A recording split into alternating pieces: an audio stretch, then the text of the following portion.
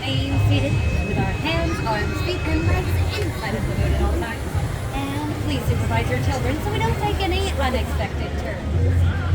Now, I know most people want their stories through the pages of a book or perhaps even the glass of a screen, but today we're going in person through the jaws of a whale. Don't worry, this is Monstro, and he owes me a favor today. He'll be teleporting us all the way to Storybook. You might recognize him as the very same whale that swallowed Pinocchio whole, and that might seem concerning, but just like Pinocchio, we all get out in the end. And as promised, this is Storybook Land, everyone. Take a look around.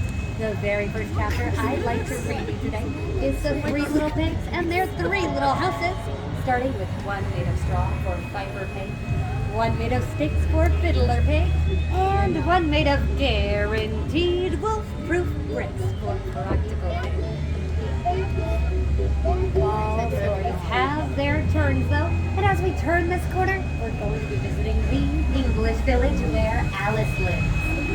Just ahead to our left was a peaceful place before one golden afternoon where Alice fell down, down, down a rabbit hole into Wonderland, where things only got curiouser and curiouser from there. To our right is London Park, where Peter Pan is hello, friend. It seems to be a laugh, and it's our friend. Everything's good.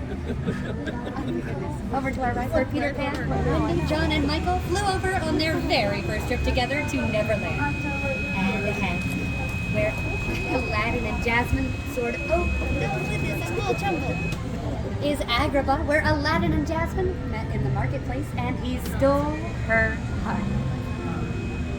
As I'm sure you can tell by now, it's truly in stories like this that love shines brightest, just like the archways ahead of us here. This is where Aladdin and Jasmine like to soar over, sideways, and under on their magic carpet ride to a whole new world.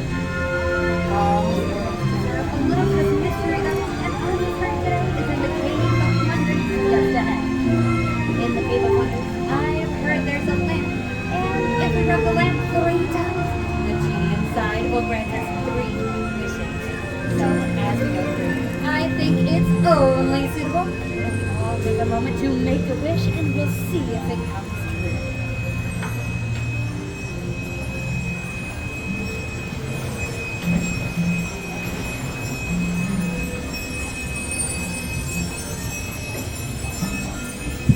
I do hope you've had a chance to make a wish, my friends. If you couldn't think of anything, though, that's okay. I have plenty of examples.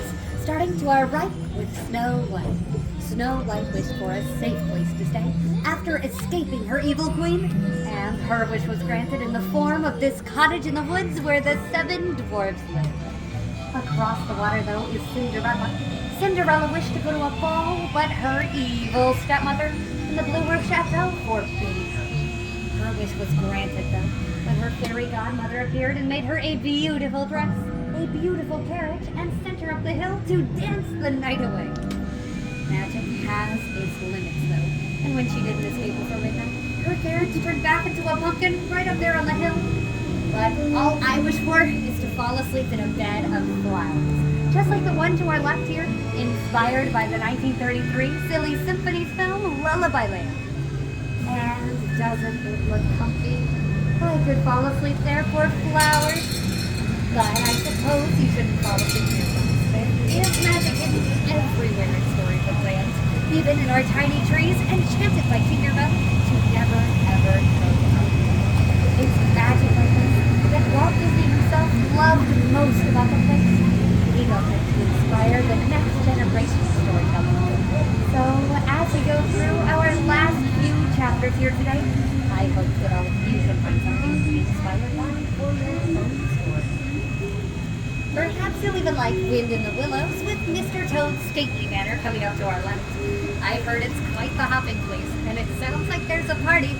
This is where Mr. Toad comes to stay, in between his wild rides to nowhere in particular. Beside us now is Arendelle, where sisters Elsa and Anna, both queens in their own right, prove to us that their bonds can weather even the harshest pine village where woodcarver Geppetto lives. He wished for a family with a real boy, and his wish was granted when the Blue Fairy agreed to bring his puppet Pinocchio to life in no strings attached. Now, it looks like we're going to put a bookmark in our story for just a moment longer until our watermarks can clear up. Here we are. Now, our story is nearing its end, but I do have one last chapter for you all today, just ahead with Ariel. Now, when Ariel traded her fins for feet, she took her first unsteady steps on land and landed in this beautiful castle with Prince Eric. Her story all started in the city of Atlantica, just behind the waterfall here, where she traded away her voice to an evil sea witch, and everything was looking terribly grim. But thankfully, as we know, her story ends happily ever after. And so does our story here today. Until as we close the cover of our book today, I ask us to keep our hands, arms, and fingers inside of the boat at all times.